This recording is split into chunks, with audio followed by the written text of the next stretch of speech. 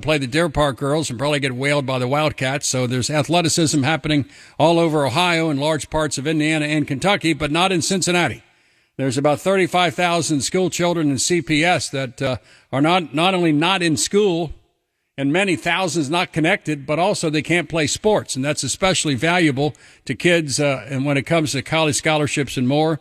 And Jerome Belcher is a longtime coach, and also Mr. Belcher has a young man who's playing wide receiver for one of the local public high schools who can't play because of the decisions of the school board. And Jerome Belcher, welcome, I think, for the first time to the Bill Cunningham Show. And Jerome, how are you? I'm doing very well. How are you? It's a great day to be an American. Would you agree? Absolutely. Let's talk about, first of all, for those listening around the tri-state that don't know specifically what's happening in Cincinnati Public Schools, can you tell the American people exactly the status as we sit here on this Friday? Sure. As we sit right now, this very moment, here in Cincinnati, Ohio, the Cincinnati Public School District has chosen to restrict our fall sports programs.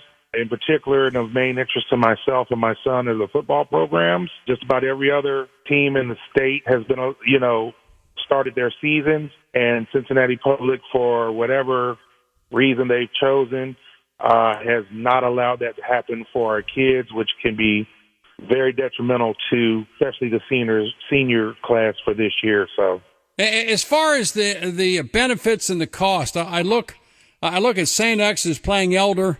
Deer Park's got a big game tonight. Most of Indiana is playing. What is the reaction of your son and his friends when on a Friday night, they sit around and watch 5, 9, 12, 19? They might read the Inquirer, might listen to the segment, and they're looking at all these sports being played, including football, and they can't play. What's their reaction? My son, I can speak for my son, and I'm sure teammates and the other thousands of the other students that are student athletes that are not allowed to play. But my son loves football to his very core. And for me to watch him turn the TV off during those times on Friday nights because he can't do what he loves to do has been really, really hard on him, keeping him motivated to try to continue to train with the hopes that maybe this will turn around soon enough, for him to have some type of season. That's been extremely hard. So it's not just a physical letdown. A lot of this is mental. It's more mental than anything. Watching every other football team in the state playing while they can't get out there, and they've practiced since June. So they've been practicing, and CPS just has not made the decision to let them play, and they're all really frustrated with that. You're also yourself, Jerome Belcher, a longtime coach of soccer and other programs, and so when you practice, say, football or soccer, isn't the practice extremely similar to what happens during the game anyway? In other words, you're playing like 4 or 5 games a week in practice. You're tackling, you're throwing the ball, you're tackling dumbly, you're going through your plays, you're playing defense. Similarly, a game is the reward for all the sweat and the blood and the turmoil, and your son and other CPS kids have been doing it. And I know your son's in a functional family, but there's many other kids at CPS that this is the formation of their adulthood, whether you're a girl playing soccer or a girl running cross country or a boy playing soccer or football. How important is sports to the formation of a young adult? You know what, Bill, I'm going to be honest with you here, and it's just something that over the last few days and last week or so, a lot of people haven't been made aware of. But as far as my son's school, Schroeder, is concerned, Bill, they don't even have a functioning weight room. They don't have a home football field. It's basically just a lot of land that they've kind of made a makeshift football field on. Doesn't have any lines. So these kids are already at a competitive disadvantage in terms of being able to compete with you, like you said, the Elders or the Molars or the St. X's, where they have the proper training facilities. So to have them go out there during the summer and bust their tails, thinking that, hey, this is what I love to do and this is my ticket to a higher education, because let's just be honest, a lot of these kids won't have a 2.8 or a 2.9 or 3.0. They'll have just enough of a grade point average where academics won't matter as much as the athletics will.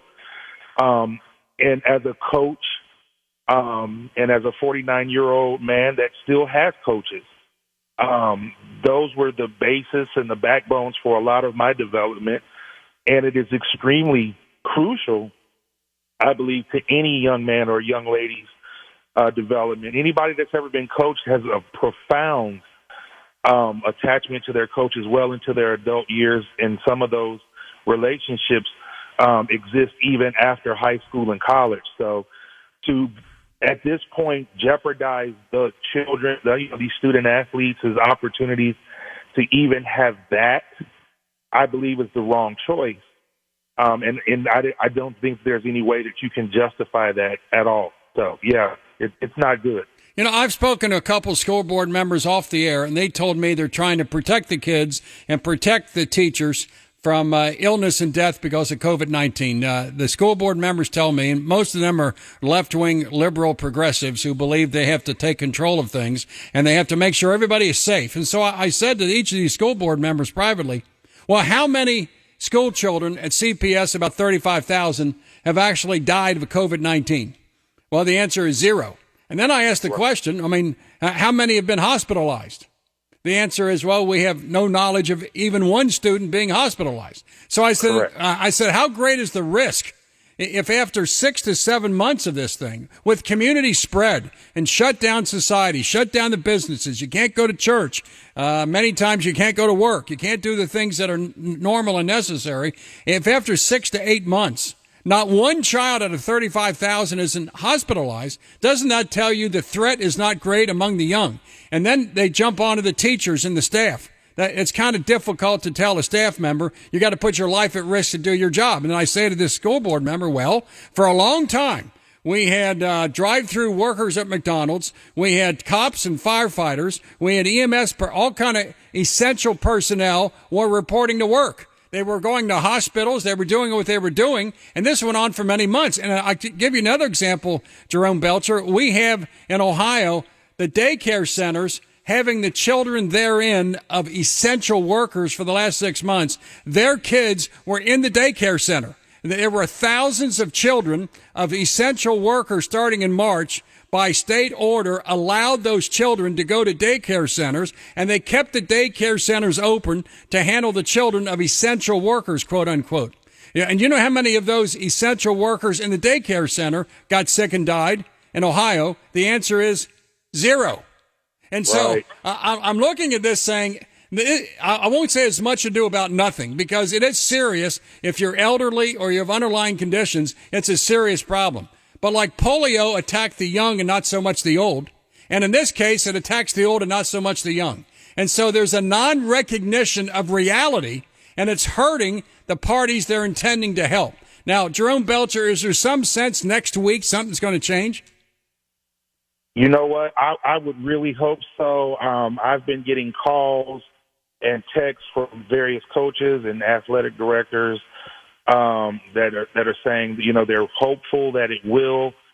I think the numbers here in Hamilton County are exactly as you said. They dictate that the school board recognizes that, of all the teams that are playing in the state right now, there have been no reported cases of COVID positivity. And here, it's none. I don't know, Bill. I wish I could. None. Yeah, none. Exactly. I wish I could tell you that, but I don't believe that this is about football. I don't believe that at all. I believe there's an underlying thing that they're trying to do. I do believe it has more to do with the staff and not wanting to accept certain realities. And I think that's what they're trying to protect more than these kids, because the 17th of this month, next week, this week coming up, all high schools that plan on participating in the tournament have to commit. And CPS is threatening to extend their ruling out to the 28th. Oh, my God. So if that were to happen, who would these kids be able to play other than the CPS schools that they, quote-unquote, controlled this whole time?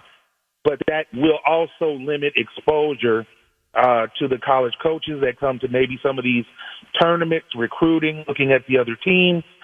And as I said in my interview recently on WLWT, no athlete in the history of mankind has ever gotten a college scholarship based on practice tape, which is what the proposal was from Laurel Mitchell, Carolyn Jones.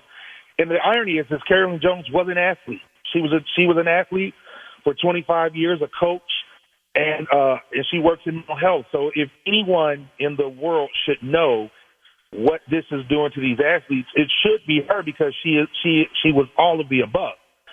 And I don't know which way they're going to swing it. We're all crossing our fingers. We're all grateful for yourself and other outlets that are letting us have a voice. And we hope that this can have an impact on their decision on Monday. Behind the scenes, I've asked a couple power brokers what is really behind this. And I get the answer that the teachers union that controls the schools and controls who gets elected. The teachers union leadership has told the school board in Cincinnati, we do not want to come to the classroom. And, right. Can we put the hammer on the nail of the head? Can we say the problem is the teachers union that contributes money and sweat to get school board members elected?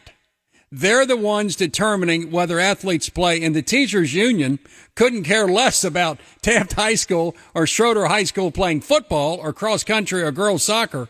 That they care about getting their members not working as hard, and secondly, being inside the school is something they do not want to do until the leadership of the teachers union tells the school board it's okay now for you to open. Jerome Belcher, it's not going to happen. And how sad is it that the athletes who are waiting for that college scholarship, for the glories of running onto the field and playing a game after months and months of practice, are held hostage by the leadership of the teachers union, who will not give the okay to the school board? How sad is that? And Jerome, is that the truth? I believe, sir, that it has more to do with what you're saying than they've publicly led on. And the sad part is I'm setting myself on the cross, so to speak, because I have several friends that work are teachers and that work in administration. But the fact of the matter is I do believe that they don't want to come back to work. I do believe they don't want to deal with, some of the students that they've determined are, less than behaviorally acceptable. But the irony is this, and I was just speaking to someone about it last evening, as of last night, 6,000 of these students that you said were going to be best served by remote learning have yet to log into school, and we're 3 weeks in. Right. And they're not. Either there's no home support, or there's not enough Wi-Fi capacity, or the parent or parents are not in the home. They're doing other stuff at work or God knows what else. There's a chunk of CPS students that are not capable of logging on, and the best chance for them, especially if you're a special needs child of that character, you must be in school. It is critical to be in school. And the only school district not in school, not allowing them, and no athletics, is CPS. In Northern Kentucky is starting tonight. Simon Kenton and Covcath, all of them are playing. Away we go. And we're playing. And I don't want to play the race card, which often is played wrongfully, but you got a bunch of kids at Winton Woods who had one hell of a game and won, and 95% of the team was black, and they're out there playing. There's college coaches watching, the fans, the cheerleaders, everyone's out there having a great time, like 2 miles from CPS, and that's okay. Elder has been in the pit a few games right there in Price Hill, and guess what? It's wonderful. Deer Park's got no problem playing. Everyone's playing. But not the schools and CPS, because the teachers union said to the board, we don't want you to do it. And the board gets elected by the teachers union, the money and the sweat to get them elected. And until the teachers union tells the board it's okay, it's not going to happen. And the teachers union is not going to tell the board it's okay. Right. And I don't have, access to all the information that you might, but I do know this. And I'll stand on this, and I may lose a few friends, but if the concern was really about the kids, how about pumping in just a few $100s into this dilapidated weight room that it's nothing more than a classroom with a bunch of equipment in there that's outdated, outmoded, torn up, benches have stuffing exposed, so they can't be sanitized because the stuffing is exposed. They have Nautilus machines, their second generation Nautilus machines. But why not just reupholster the benches, give these kids an honest chance? Why not put some lines on the football field? That can't cost more than a couple $100.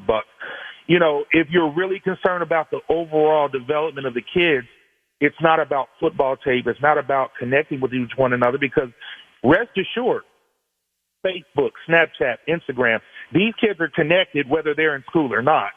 So don't use that as your sounding board for why you're not allowing them to play. And I wonder how much quality education takes place online.